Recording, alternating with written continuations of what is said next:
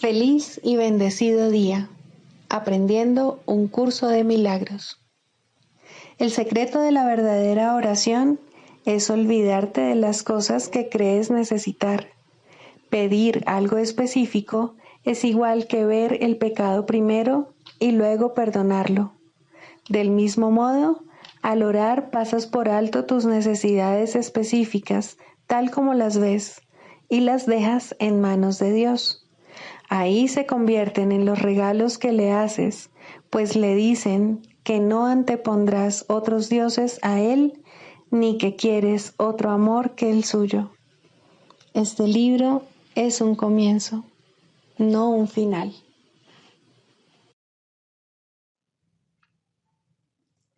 Del prefacio, que postula, párrafo 2. El mundo de la percepción, por otra parte, es el mundo del tiempo, de los cambios, de los comienzos y de los finales. Se basa en interpretaciones, no en hechos. Es un mundo de nacimientos y muertes, basado en nuestra creencia en la escasez, en la pérdida, en la separación y en la muerte. Es un mundo que aprendemos en vez de algo que se nos da. Es selectivo en cuanto al énfasis perceptual, inestable en su modo de operar e inexacto en sus interpretaciones. Introducción. Este es un curso de milagros. Es un curso obligatorio. Solo el momento en que decides tomarlo es voluntario. Tener libre albedrío no quiere decir que tú mismo puedas establecer el plan de estudios. Significa únicamente que puedes elegir lo que quieres aprender en cualquier momento dado. Este curso no pretende enseñar el significado del amor, pues eso está más allá de lo que se puede enseñar. Pretende, no obstante, despejar los obstáculos que impiden experimentar la presencia del amor, el cual es tu herencia natural. Lo opuesto al amor es el miedo, pero aquello que todo lo abarca no puede tener opuestos. Este curso puede, por lo tanto, resumirse muy simplemente de la siguiente manera. Nada real puede ser amenazado. Nada irreal existe. En esto radica la paz de Dios. Capítulo 1. El significado de los milagros. Primero, principios de los milagros. Principio 23. Los milagros reorganizan la percepción y colocan todos los niveles en su debida perspectiva. Esto cura, ya que toda enfermedad es el resultado de una confusión de niveles. Capítulo 9. La aceptación de la expiación. 8. La grandeza en contraposición a la grandiosidad. La grandeza es de Dios y solo de Él, por lo tanto, se encuentra en ti. Siempre que te vuelves consciente de ella, por vagamente que sea, abandonas al ego automáticamente, ya que en presencia de la grandeza de Dios, la insignificancia del ego resulta perfectamente evidente. Cuando esto ocurre, el ego cree, a pesar de que no lo entiende, que su enemigo lo ha atacado e intenta ofrecerte regalos para inducirte a que vuelvas a ponerte bajo su protección. El autoengrandecimiento es la única ofrenda que puede hacer. La grandiosidad del ego es la alternativa que él ofrece a la grandeza de Dios. ¿Por cuál de estas dos alternativas te vas a decidir? El propósito de la grandiosidad es siempre encubrir la desesperación. No hay esperanzas de que pueda hacerlo porque no es real. Es un intento de contrarrestar tu sensación de pequeñez basado en la creencia de que la pequeñez es real. Sin esta creencia, la grandiosidad no tendría sentido y no la desearías en absoluto. La esencia de la grandiosidad es la competencia, porque la grandiosidad siempre implica ataque. Es un intento ilusorio de eclipsar, pero no de deshacer. Dijimos anteriormente que el ego oscila entre la sospecha y la perversidad. Permanece receloso mientras te desesperes contigo mismo. Pasa a la perversidad cuando decides no tolerar más tu autodegradación e ir en busca de ayuda. Entonces te ofrece como solución la ilusión del ataque. El ego no entiende la diferencia que hay entre la grandeza y la grandiosidad, porque no ve la diferencia que hay entre los impulsos milagrosos y las extrañas creencias del ego que él mismo ha inventado. Te dije que el ego es consciente de que su existencia está amenazada, pero no hace distinciones entre estos dos tipos de amenaza tan diferentes. Su profunda sensación de vulnerabilidad le impide juzgar, excepto con ataques. Cuando el ego se siente amenazado, su única elección estriba en si atacar ahora o retirarse para atacar más tarde. Si aceptas su oferta de grandiosidad, atacará inmediatamente. Si no, esperará. El ego queda inmovilizado en presencia de la grandeza de Dios, porque su grandeza establece tu libertad. Aún la más leve indicación de tu realidad expulsa literalmente al ego de tu mente, ya que deja de interesarte por completo. La grandeza está totalmente desprovista de ilusiones y, puesto que es real, es extremadamente convincente. Mas la convicción de que es real te abandonará a menos que no permitas que el ego la ataque. El ego no escatimará esfuerzo alguno por rehacerse y movilizar sus recursos en contra de tu liberación. Te dirá que estás loco y alegará que la grandeza no puede ser realmente parte de ti debido a la pequeñez en la que él cree. Pero tu grandeza no es ilusoria, porque no fue invención tuya. Inventaste la grandiosidad y le tienes miedo porque es una forma de ataque, pero tu grandeza es de Dios, quien la creó como expresión de su amor. Desde tu grandeza tan solo puedes bendecir, porque tu grandeza es tu abundancia. Al bendecir, la conservas en tu mente, protegiéndola así de las ilusiones y manteniéndote a ti mismo en la mente de Dios. Recuerda siempre que no puedes estar en ninguna otra parte excepto en la mente de Dios. Cuando te olvidas de esto, te desesperas y atacas. El ego depende exclusivamente de que estés dispuesto a tolerarlo. Si estuvieses dispuesto a contemplar tu grandeza, no podrías desesperarte y, por lo tanto, no podrías desear al ego. Tu grandeza es la respuesta de Dios al ego porque es verdad. La pequeñez y la grandeza no pueden coexistir, ni tampoco pueden sucederse alternadamente. La pequeñez y la grandiosidad, por otra parte, no tan solo pueden, sino que se ven obligadas a alternar, puesto que ninguna de las dos es verdad y se encuentran, por lo tanto, en el mismo nivel. Al ser este el nivel de los cambios, se experimenta como un constante alternar, siendo los extremos su característica principal. La verdad y la pequeñez se niegan mutuamente porque la grandeza es verdad. La verdad no cambia, siempre es verdad.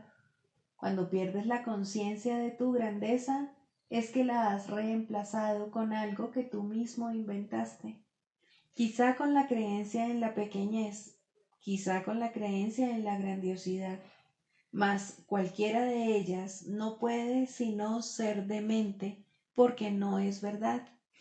Tu grandeza nunca te engañará, pero tus ilusiones siempre lo harán. Las ilusiones son engaños, no puedes triunfar, pero estás exaltado. Y en tu estado de exaltación buscas a otros que son como tú y te regocijas con ellos.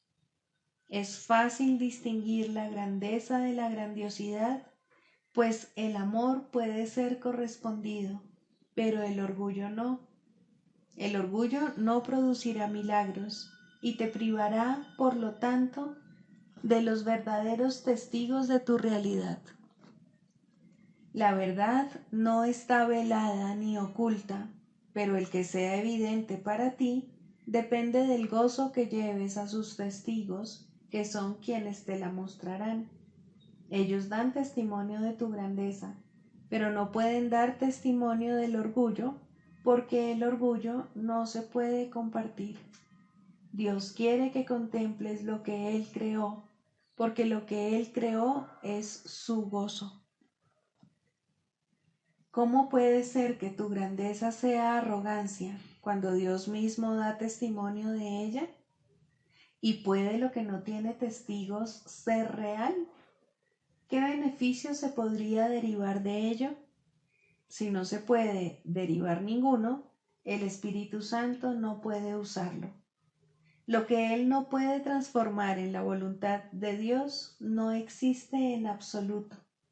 La grandiosidad es algo ilusorio porque su propósito es reemplazar a tu grandeza. Pero lo que Dios ha creado no puede ser reemplazado. Dios está incompleto sin ti, porque su grandeza es total y tú no puedes estar excluido de ella. Tú eres absolutamente irreemplazable en la mente de Dios. Nadie más puede ocupar tu lugar en ella, y mientras lo dejes desocupado, tu eterno puesto aguardará simplemente tu regreso. Dios te recuerda esto a través de su voz, y Él mismo mantiene a salvo tus extensiones dentro de su mente, mas no las conocerás hasta que regreses a ellas. No puedes reemplazar al reino, ni puedes reemplazarte a ti mismo. Dios conoce tu valía, no lo permitiría y por lo tanto no puede suceder. Tu valía se encuentra en la mente de Dios y por consiguiente no solo en la tuya. Aceptarte a ti mismo tal como Dios te creó no puede ser arrogancia, porque es la negación de la arrogancia. Aceptar tu pequeñez es arrogancia, porque significa que crees que tu evaluación de ti mismo es más acertada que la de Dios. Sin embargo, si la verdad es indivisible, tu evaluación de ti mismo tiene que ser la misma que la de Dios. Tú no estableciste tu valía y ésta no necesita defensa. Nada puede atacarla ni prevalecer contra ella. No varía, simplemente es.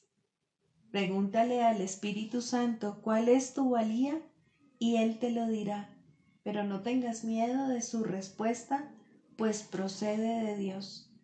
Es una respuesta exaltada por razón de su origen, y como el origen es verdad, la respuesta lo es también. Escucha y no pongas en duda lo que oigas, pues Dios nunca engaña. Él quiere que reemplaces la creencia del ego en la pequeñez por su propia respuesta exaltada a lo que tú eres, de modo que puedas dejar de ponerla en duda y la conozcas tal como es. Libro de ejercicios, lección 195. El amor es el camino que recorro con gratitud. Para aquellos que contemplan el mundo desde una perspectiva errónea, la gratitud es una lección muy difícil de aprender. Lo más que pueden hacer es considerar que su situación es mejor que la de los demás y tratan de contentarse porque hay otros que aparentemente sufren más que ellos. Cuán tristes y lamentables son semejantes pensamientos, pues ¿quién puede tener motivos para sentirse agradecido si otros no los tienen? ¿Y quién iba a sufrir menos porque ve que otro sufre más? Debes estarle agradecido únicamente a aquel que hizo desaparecer todo motivo de sufrimiento del mundo. Es absurdo dar gracias por el sufrimiento, mas es igualmente absurdo no estarle agradecido a uno que te ofrece los medios por los cuales todo dolor se cura y todo sufrimiento queda reemplazado por la risa y la felicidad. Ni siquiera los que están parcialmente cuerdos podrían negarse a dar los pasos que Él indica, ni dejar de seguir el camino que Él les señala, a fin de escapar de una prisión que creían que no tenía salida a la libertad que ahora perciben. Tu hermano es tu enemigo porque lo ves como el rival de tu paz, el saqueador que te roba tu dicha y no te deja nada salvo una negra desesperación, tan amarga e implacable que acaba con toda esperanza. Lo único que puedes desear ahora es la venganza. Lo único que puedes hacer ahora es tratar de arrastrarlo a la muerte junto contigo, para que sea tan impotente como tú y para que en sus ambiciosas manos quede tan poco como en las tuyas. No le das gracias a Dios porque tu hermano esté más esclavizado que tú, ni tampoco podrías, en tu sano juicio, enfadarte si él parece ser más libre.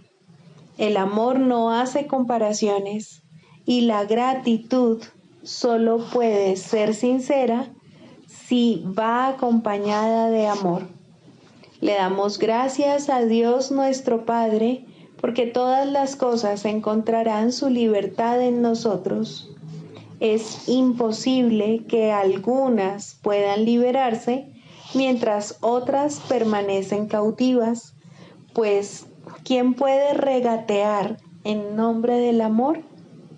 Da gracias por lo tanto, pero con sinceridad, y deja que en tu gratitud haya cabida para todos los que se han de escapar contigo, los enfermos, los débiles, los necesitados y los temerosos, así como los que se lamentan de lo que parece ser una pérdida, los que sienten un aparente dolor y los que pasan frío o hambre y caminan por el camino del odio y la senda de la muerte.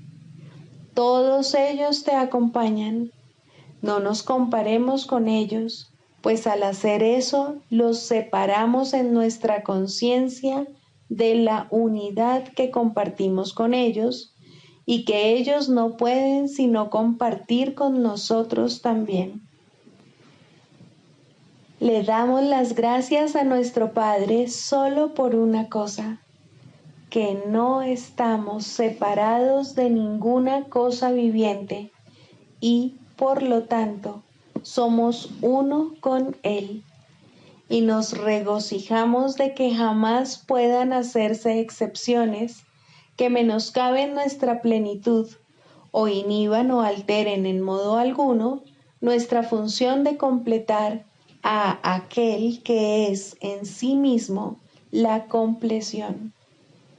Damos gracias por toda cosa viviente, pues de otra manera no estaríamos dando gracias por nada y estaríamos dejando de reconocer los dones que Dios nos ha dado. Permitamos entonces que nuestros hermanos reclinen su fatigada cabeza sobre nuestros hombros y que descansen por un rato. Damos gracias por ellos, pues si podemos dirigirlos a la paz que nosotros mismos queremos encontrar, el camino quedará por fin libre y franco para nosotros. Una puerta ancestral vuelve a girar libremente. Una palabra hace tiempo olvidada resuena de nuevo en nuestra memoria y cobra mayor claridad al estar nosotros dispuestos a escuchar una vez más.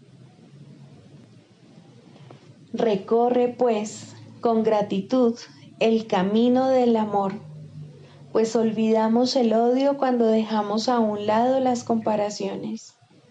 ¿Qué podría ser entonces un obstáculo para la paz? El temor a Dios por fin es obliterado y perdonamos sin hacer comparaciones. Y así no podemos elegir para pasar por alto solo ciertas cosas, mientras retenemos bajo llave otras que consideramos pecados. Cuando tu perdón sea total, tu gratitud lo será también, pues te darás cuenta de que todas las cosas son acreedoras al derecho a ser amadas por ser amorosas, incluyendo tu propio ser. Hoy aprendemos a pensar en la gratitud en vez de en la ira, la malicia y la venganza. Se nos ha dado todo. Si nos negamos a reconocer esto, ello no nos da derecho a sentirnos amargados o a percibirnos como que estamos en un lugar donde se nos persigue despiadadamente y se nos hostiga sin cesar, o donde se nos atropella sin la menor consideración por nosotros o por nuestro futuro. La gratitud se convierte en el único pensamiento con que sustituimos estas percepciones descabelladas. Dios ha cuidado de nosotros y nos llama su Hijo. ¿Puede haber algo más grande que esto? Nuestra gratitud allanará el camino que nos conduce a Él y acortará la duración de nuestro aprendizaje mucho más de lo que jamás podríamos haber soñado.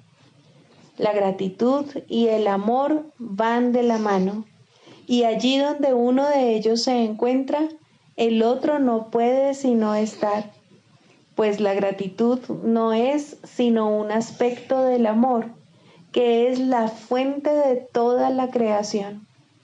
Dios te da las gracias a ti, su Hijo, por ser lo que eres, su propia compleción y la fuente del amor junto con Él. Tu gratitud hacia Él es la misma que la suya hacia ti, pues el amor no puede recorrer ningún camino que no sea el de la gratitud, y ese es el camino que recorremos los que nos encaminamos hacia Dios.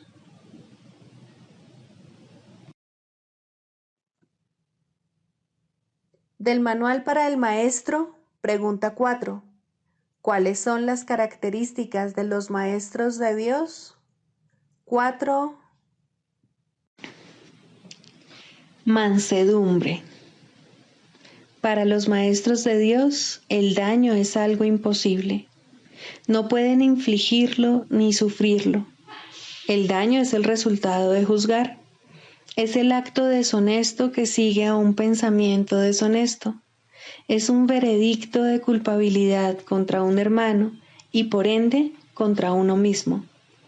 Representa el fin de la paz y la negación del aprendizaje. Demuestra la ausencia del plan de aprendizaje de Dios y el hecho de haber sido sustituido por la demencia. Todo maestro de Dios tiene que aprender, y bastante pronto en su proceso de formación, que hacer daño borra completamente su función de su conciencia. Hacer daño le confundirá y le hará abrigar sospechas y sentir ira y temor. Hará que le resulte imposible aprender las lecciones del Espíritu Santo.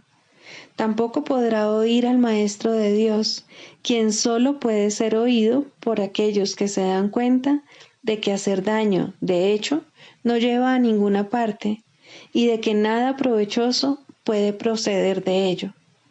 Los maestros de Dios, por lo tanto, son completamente mansos.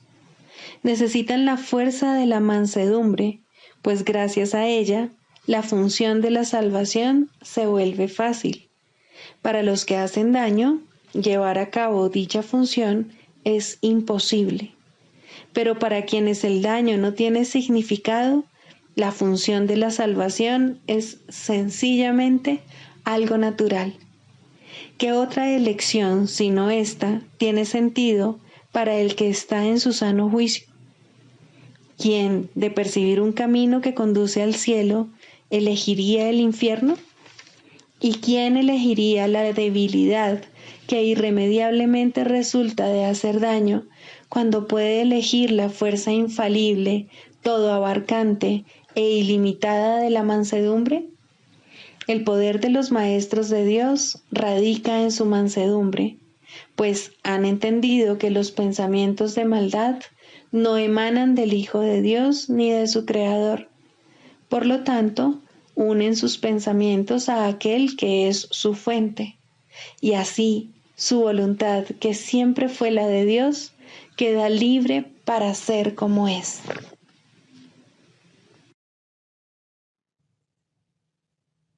Manual para el Maestro, pregunta 14. ¿Cómo acabará el mundo? ¿Puede realmente tener fin lo que no tiene principio? El mundo acabará en una ilusión, tal como comenzó. Su final, no obstante, será una ilusión de misericordia, la ilusión del perdón completa, sin excluir a nadie, y de una ternura ilimitada. Lo cubrirá ocultando toda maldad, encubriendo todo pecado y acabando con la culpabilidad para siempre. Así acabará el mundo al que la culpabilidad dio lugar, ya que al no tener ningún propósito, desaparecerá. El origen de las ilusiones es la creencia de que tienen un propósito, de que satisfacen alguna necesidad o de que conceden algún deseo.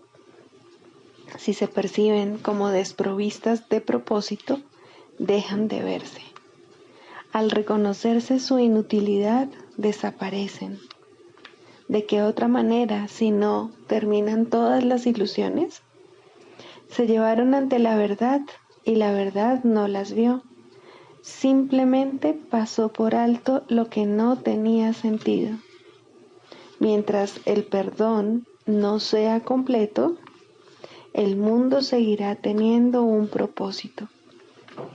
Es el hogar donde nace el perdón, donde crece y donde se vuelve más fuerte y abarcador. Aquí se le alimenta, pues es aquí donde se le necesita. Es benévolo Salvador, nacido donde el pecado fue concebido y donde la culpabilidad parecía real. Este es su hogar, porque aquí ciertamente se le necesita. Él trae consigo el fin del mundo. Es a su llamada a la que los maestros de Dios responden, dirigiéndose a Él en silencio para recibir su palabra. El mundo acabará cuando también todas las cosas que hay en él hayan sido correctamente juzgadas mediante su juicio. El mundo acabará con la bendición de la santidad sobre él. El mundo desaparecerá cuando ya no quede ni un solo pensamiento de pecado. No será destruido ni atacado y ni siquiera sufrirá el más mínimo rasguño. Simplemente dejará de parecer que existe. Ciertamente parece que esto se encuentra muy, pero muy lejos en el futuro. Cuando ya no quede ni un solo pensamiento de pecado, parece ser un efecto, un objetivo a largo plazo. Pero el tiempo se detiene y sirve al objetivo de los maestros de Dios. En el instante en que cualquiera de ellos acepte la expiación para sí mismo, no quedará ni un solo pensamiento de pecado. Perdonar un solo pecado no es más fácil que perdonarlos todos. La ilusión de que hay grados de dificultad es un obstáculo que el Maestro de Dios tiene que aprender a pasar y dejar atrás.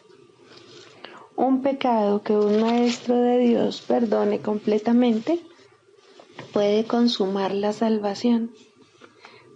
¿Puedes comprender esto? No, esto no tiene ningún sentido para los que están aquí. Sin embargo, es la lección final con la que se restaura la unidad. Esto va en contra de la manera de pensar del mundo, pero recuerda que el cielo también va en contra. El mundo acabará cuando su sistema de pensamiento se haya invertido totalmente. Hasta entonces, algunos fragmentos de su totalidad darán todavía la impresión de tener sentido.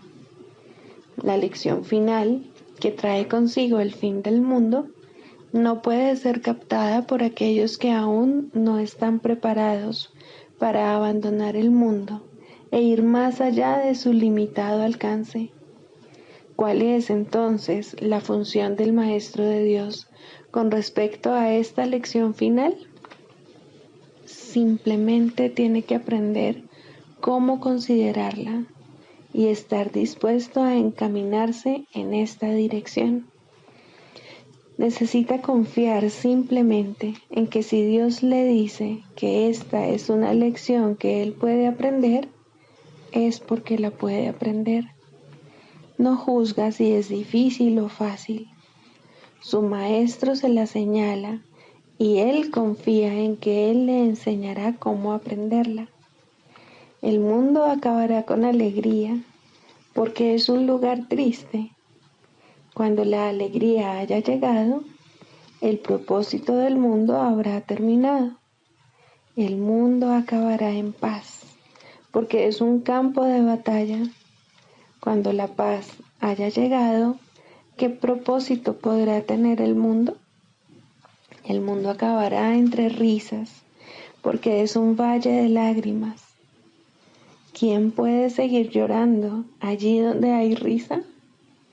Y solo el completo perdón da lugar a todo esto para bendecir al mundo. El mundo partirá en bendiciones, pues no acabará como comenzó. Convertir el infierno en cielo es la función de los maestros de Dios, porque lo que enseñan son lecciones que reflejan al cielo. Siéntete ahora por un momento con verdadera humildad y date cuenta de que puedes hacer todo lo que Dios desea que hagas. No seas arrogante, ni digas que no puedes aprender su programa de estudios. Su palabra afirma lo contrario. Su voluntad se hará, no puede ser de otra manera. Y da gracias de que así sea.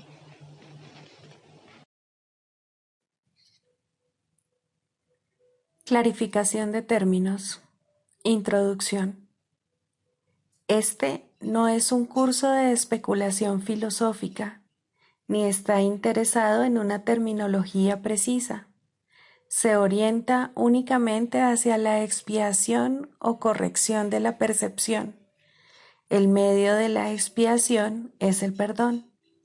La estructura de la conciencia individual es esencialmente irrelevante, puesto que es un concepto que representa el error original o pecado original. Estudiar el error en sí no conduce a la corrección, si es que en efecto quieres tener éxito en poder pasarlo por alto. Y es precisamente este proceso de pasar por alto lo que el curso se propone enseñar. Todos los términos son potencialmente polémicos y quienes buscan controversia la encontrarán, mas quienes buscan clarificación también la encontrarán. Deben estar dispuestos, no obstante, a ignorar la controversia, reconociendo que es una defensa contra la verdad que se manifiesta en forma de maniobras dilatorias. Los argumentos teológicos como tales son necesariamente polémicos, ya que dependen de creencias y, por lo tanto, pueden ser aceptados o rechazados. Una teología universal es imposible, mientras que una experiencia universal no solo es posible, sino necesaria. Alcanzar esa experiencia es lo que el curso se propone. Solo cuando ésta se alcanza es posible la consistencia, porque solo entonces se acaba la incertidumbre.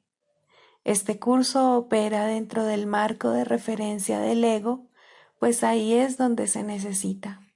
No se ocupa de lo que está más allá de todo error, ya que está planeado únicamente para fijar el rumbo en dirección a ello. Por lo tanto, se vale de palabras, las cuales son simbólicas y no pueden expresar lo que se encuentra más allá de todo símbolo. El ego es el único que pregunta, puesto que es el único que duda. El curso simplemente ofrece otra respuesta, una vez que se ha planteado una pregunta. Dicha respuesta, no obstante, no recurre a la inventiva o al ingenio. Estos son atributos del ego. El curso es simple, tiene una sola función y una sola meta. Solo en eso es totalmente consistente, pues solo eso puede ser consistente. El ego exigirá muchas respuestas que este curso no provee.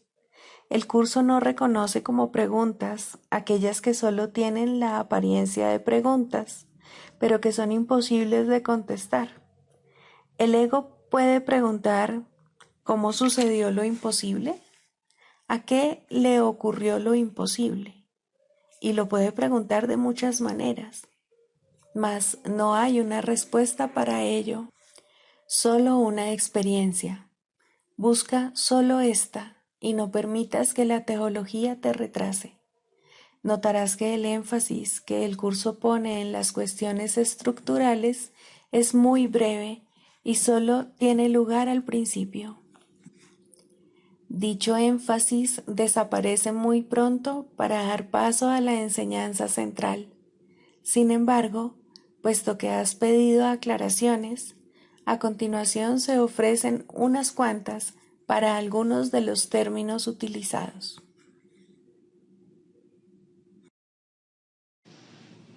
Psicoterapia. Primero, el propósito de la psicoterapia. Muy sencillamente, el propósito de la psicoterapia es eliminar los obstáculos a la verdad. Su objetivo es ayudar al paciente a abandonar su fijo sistema ilusorio y comenzar a reconsiderar las espurias relaciones causa-efecto sobre las cuales descansa este sistema.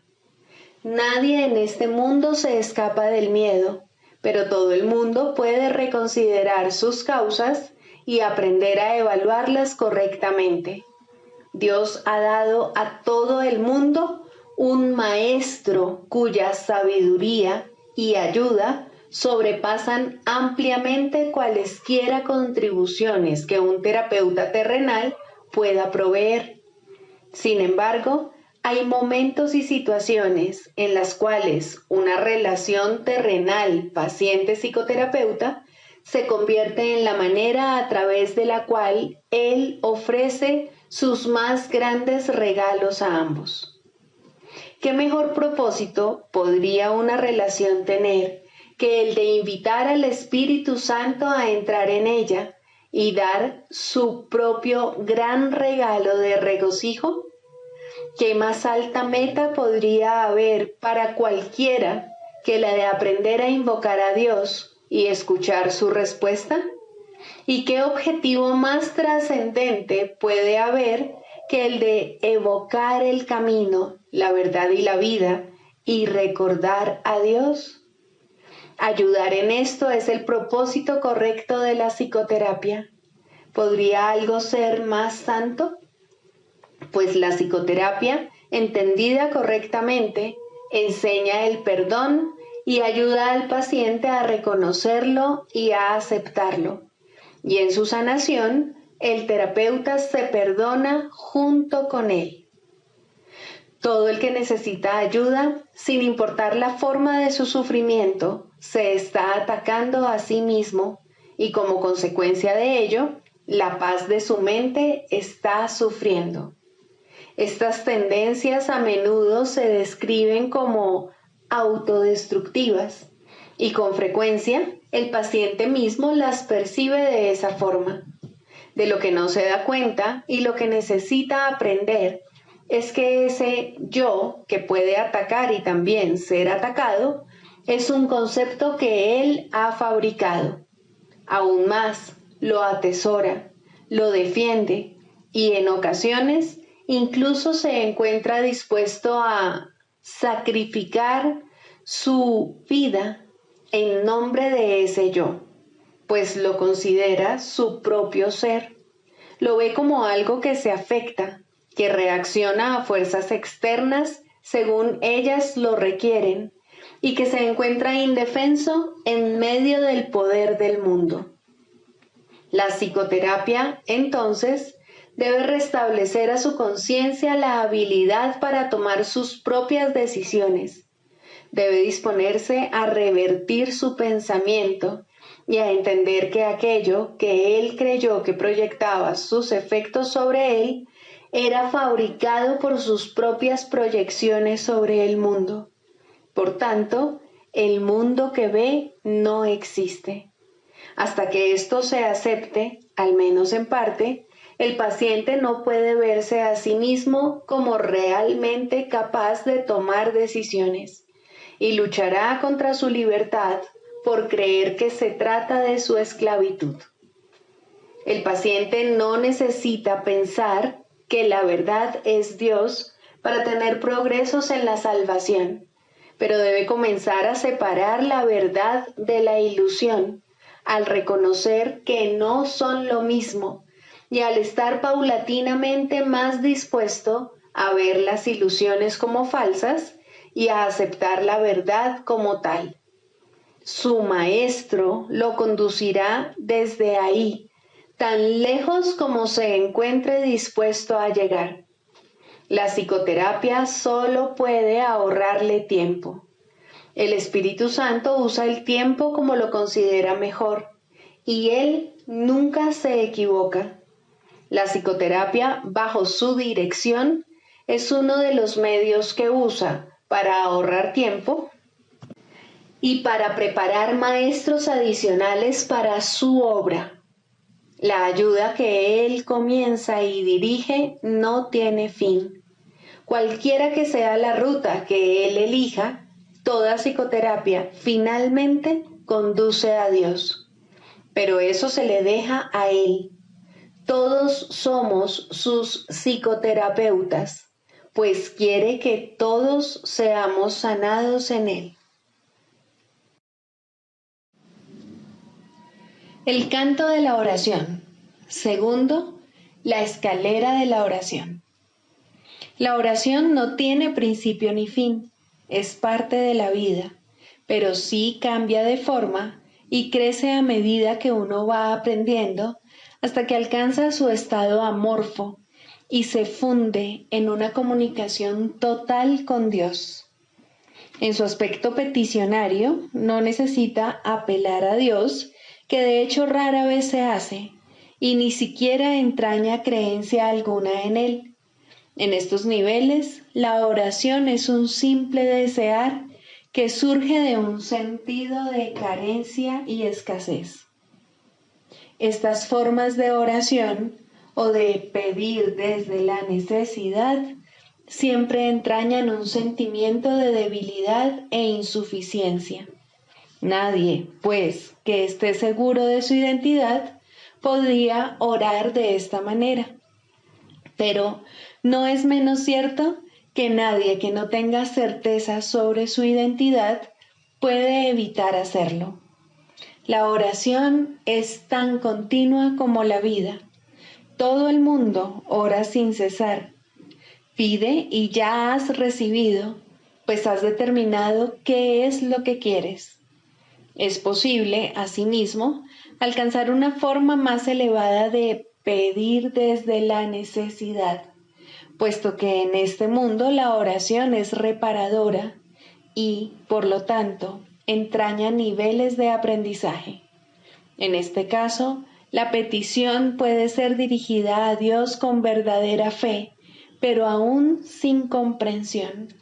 Por lo general, se ha alcanzado un vago y con frecuencia inestable sentido de identificación con Él, pero tiende a estar desenfocado por un sentimiento de pecado profundamente arraigado. En este nivel es posible que se sigan pidiendo cosas mundanas en variedad de formas, como también es posible pedir dones tales como la bondad o la honestidad y, en particular, perdón para las muchas fuentes de culpa que inevitablemente yacen bajo cualquier oración procedente de la necesidad. Sin culpa no hay escasez. Quien está libre de pecado no tiene necesidades. En este nivel surge también esa curiosa contradicción de términos conocida como orar por nuestros enemigos. La contradicción no se encuentra en las palabras mismas, sino más bien en la manera en que usualmente se interpretan. Mientras creas tener enemigos, habrás limitado tu oración a las leyes del mundo y habrás limitado también tu capacidad para recibir y para aceptar a esos mismos estrechos márgenes. Sin embargo, si tienes enemigos, tienes necesidad de oración y una gran necesidad, por cierto. Entonces, ¿qué significa realmente la frase? Significa que debes orar por ti para que no busques aprisionar a Cristo y así perder el reconocimiento de tu propia identidad. No traiciones a nadie o te traicionarás a ti mismo. Un enemigo es el símbolo de un Cristo prisionero. ¿Y quién podría ser él sino tú mismo? Orar por los enemigos se convierte de este modo en una manera de orar por tu propia libertad. Ahora ha dejado de ser una contradicción. Se ha convertido en una declaración de la unidad de Cristo y el reconocimiento de su impecabilidad. Ahora se ha vuelto santa, pues reconoce al Hijo de Dios tal como fue creado. Nunca olvides que la oración, en cualquiera de sus niveles, es siempre para uno mismo. Si te unes a alguien en oración, lo haces parte de ti. El enemigo eres tú, al igual que eres el Cristo. Por ello, antes de hacerse santa, la oración es una elección. Tú no eliges por otro, solo puedes elegir por ti mismo. Ora verdaderamente por tus enemigos, pues en esto radica tu propia salvación. Perdónalos por tus pecados y serás realmente perdonado. La oración es una escalera que llega hasta el cielo. En lo alto se produce una transformación muy similar a la tuya, pues la oración es parte de ti. Las cosas de la tierra se dejan atrás y ya no se recuerdan más. No se hacen peticiones, puesto que nada falta. Se reconoce plenamente que la identidad en Cristo es algo eterno, incorruptible y más allá de todo cambio. La luz ha dejado de titilar y nunca se apagará. Ahora, sin necesidades de ninguna clase, y revestida por siempre de la pura impecabilidad que es el regalo de Dios para ti, su Hijo, la oración puede convertirse otra vez en aquello para lo que se concibió, pues ahora se eleva cual canto de gratitud a tu Creador, sin palabras, pensamientos o vanos deseos, y sin necesidad de nada en absoluto. De este modo se extiende como estaba destinada a hacerlo, y por esta ofrenda Dios mismo da las gracias. Dios es la meta de toda oración, lo cual la hace eterna en vez de temporal.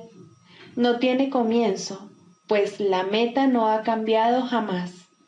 La oración, en las formas que adopta inicialmente, es una ilusión, ya que no se necesita escalera alguna para llegar hasta aquello de lo que uno nunca se alejó. No obstante, la oración forma parte del perdón, mientras éste, que de por sí es una ilusión, continúe sin lograrse. La oración estará ligada al aprendizaje hasta que el objetivo del aprendizaje se haya alcanzado, y entonces todas las cosas se transformarán al unísono y retornarán libres de toda mancha a la mente de Dios. Al encontrarse más allá de lo que se puede aprender, este estado es indescriptible. Es necesario, no obstante, entender las etapas por las que hay que pasar para su obtención, si la paz ha de ser restaurada en el Hijo de Dios, quien vive ahora en la ilusión de la muerte y el temor de Dios. Sigamos a Jesús haciendo del perdón algo tan natural como respirar y algo tan vital como el aire. Amén.